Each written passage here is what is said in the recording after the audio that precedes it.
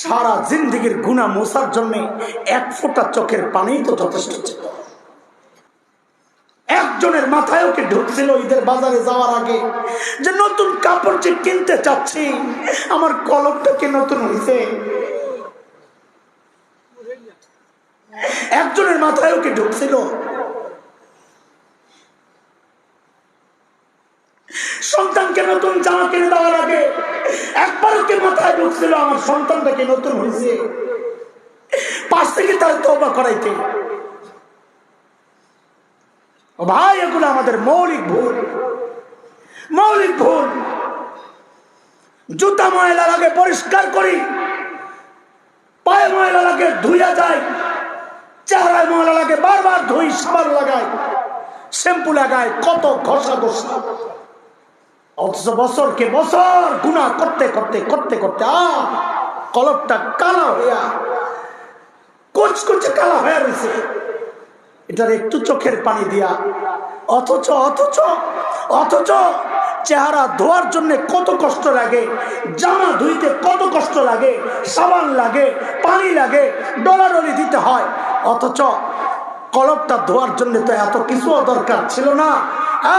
খালি দিল থেকে যদি একবার বলতে পারতাম ভুল করছি, বলার সাথে সাথে গুনার ওই পোটলা চিরা তো গুনার নিচে দিয়ে পড়ে যাওয়ার কথা। সারা জিন্দেগির গুনাহ মোছার জন্য এক ফোঁটা চোখের পানি তো যথেষ্ট ছিল। এটা নিয়ে কারো কোনো চিন্তা নেই। অদোস্ত, এগুলো আমাদের মৌলিক সমস্যা। এগুলা ঠিক না করলে এই ওয়াজ নসিহত করে কি লাভ হবে?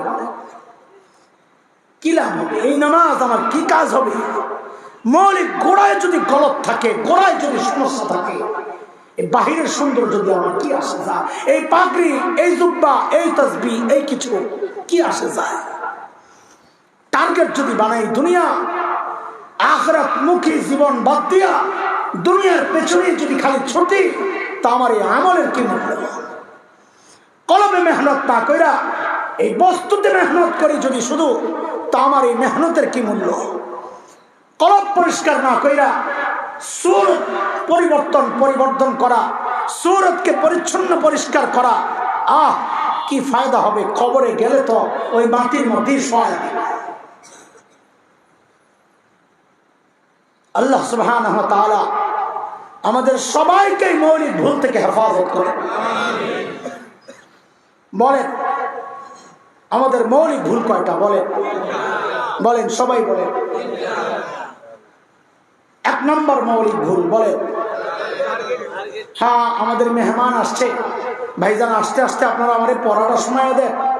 যাক, ভাইজান আসছে, দোয়া শরীক হবেন ইনশাআল্লাহ। আপনারা আমাকে পড়াটা সময় দেন, ওদিকে তাকানোর দরকার নাই। আসলে দেখবেন আপনাদের চেনা মানুষ, আপনজন। বলেন আমাদের মৌলিক সমস্যা কয়টা? এক নম্বর মৌলিক সমস্যা, টার্গেট বানানোর দরকার ছিল। আমরা প্রায় সবাই কথাগুলা কি শুধু আমারই সমস্যা না, সমস্যা আপনাদেরও মনে হয়? যদি মনে হয় তো একটু শুধরে নিব ইনশাআল্লাহ তাআলা। টার্গেট বানানোর কথা আখিরাত বানাইছি। দুই নম্বর মৌলিক ভুল, মেহনত করার দরকার কোথায়? মেহনত করতেছি কোথায়? বাড়ি ঘর বস্তু এগুলোতে মেহনত করতেছি। তিন নম্বর মৌলিক ভুল, মেহনত করার কথা কলবে মেহনত করতেছি, মেহনত করার কথা আমলে আর কলবে মেহনত করতেছি বাহ্যিক সুরতে, পোশাকে, আশাকে, শরীরে। আল্লাহ তাআলা আমাদেরকে সমস্ত মৌলিক ভুল থেকে হেফাজত করেন। আমাদের সবাইকে আল্লাহ আখিরাতমুখী বানায় দেন। আমাদের দিলগুলোকে তওবার পানি দিয়া, চোখের পানি দিয়া পাক সাফ করার তৌফিক আল্লাহ আমাদেরকে দান করেন। ভালো আছেন না ভাইয়ের তো অনেক ব্যস্ততা, কালকে আমি খবর নিচে আইসা যে আসছেন, আজকে আসতে পারেন কিনা? আপনারটা শেষ করেন। শেষ না, একটু আমি এলাম আর আমরা তো আস্তে আস্তে ফিনিশিং দিয়ে দিছি। ইনশাআল্লাহ আবার দেখা হবে না আপনার সাথে, আল্লাহ যে বাঁচায় রাখে। কালকে শুনছেন না, আজকে দোয়ায় শরীক হয়েছেন, দুইটা রেজোর লাগাই দেবেন ইনশাআল্লাহ। আল্লাহ তাআলা আপনাকে কবুল করে। কালকে কথা বলছেন নি ভাই? হ্যাঁ বলছি। কথা